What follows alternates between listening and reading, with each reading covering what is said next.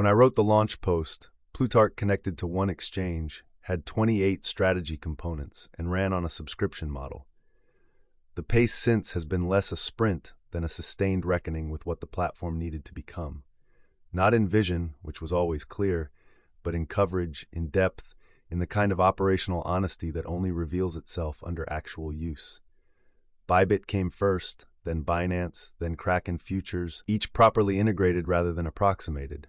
Candle fetchers, instrument discovery, latency probes, correct inverse contract arithmetic. The strategy component library has grown from 28 to 48, with additions that reflect genuine expressiveness gaps rather than padding, funding rate velocity, open interest divergence, HTF support and resistance zones, a volatility regime classifier that distinguishes between a slow market and a genuinely dangerous one. A fifth component role was added, the risk gate, which sits between signal and execution and blocks entries when the conditions don't warrant the exposure. You can now add the same component multiple times with different parameters and independent roles, because the same tool tuned differently is sometimes two different tools entirely. Billing changed, and I think it changed correctly. The subscription model made a certain kind of sense at launch. Usage-based prepaid credits makes more sense now. Per hour, transparent, pay for only what you use, switch deployment infrastructures, run strategies on infra that is designed to support it. Swing traders can ignore latency concerns, so they run on cheaper options. Scalping may need colocation. Best efforts have been made, based on what is publicly available, to get you in the same building as the exchange matching engine. The latency numbers speak for themselves, and configurable Telegram notifications to keep you up to date on how your bot is performing. The compute layer expanded more than I anticipated.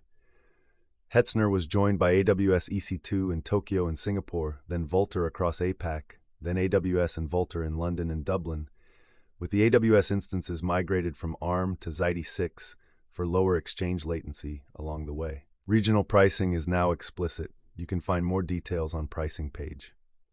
The bot architecture has also been reworked. Every bot is stateless and designed from the foundation with extensibility in mind. Bots now report their IPs to the dashboard for full whitelisting support. Plutarch encourages this behavior. And finally, bot versioning is live.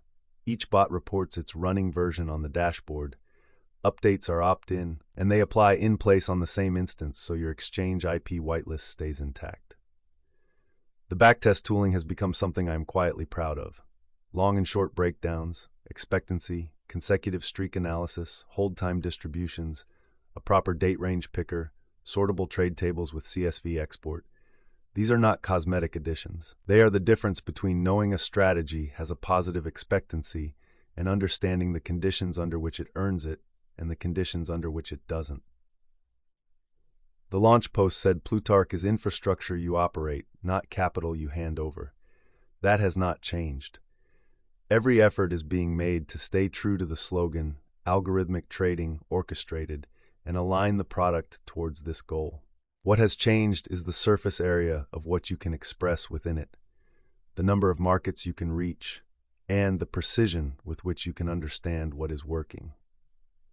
The platform is already substantially different from what launched. There is considerably more to come.